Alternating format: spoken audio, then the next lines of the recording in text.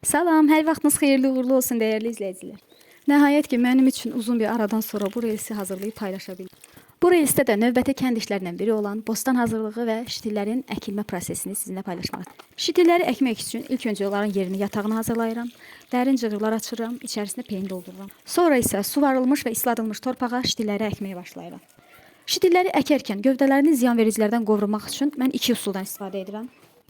Bu üsullardan biri bitkinin gövdəsini qoz zarpağını sararaq əkirəm. Bunu keçən ildə etmişdim və qismən effektini görmüşdüm.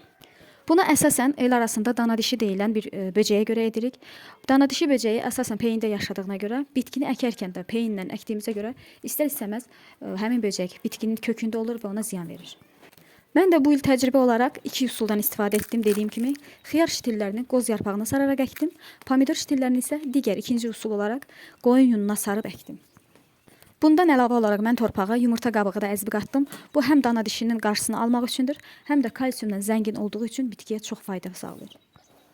Onu deyim ki, yuna sararaq əkdiyim bitkilərdə daha çox effekt əldə etdim.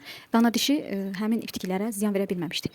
Yun həm təbii vasitə olduğu üçündür, həm də torpağa qarışaraq torpaqda çürüyüb bitki üçün gübrə mənbəyinə çevrildiyi üçün çox əlverişli bir vasitədir.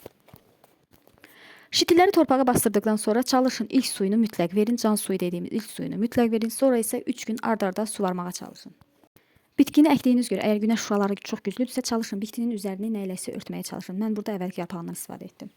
Əkib becərdiyimiz torpağın münbitliyinin zəif olduğuna görə mən adətən bitkiləri müxtəlif gübrələrlə bəsləməyə çalışıram. İnşallah önümüzdəki reyslərdə bunu sizinlə paylaşaram. Bugünlük bu qədər. Ümid edirəm bu dəfə də sizə faydalı bir şeylər ötürməyə çalışdım. Növbəti videolarda görüşənədək. Hələlik.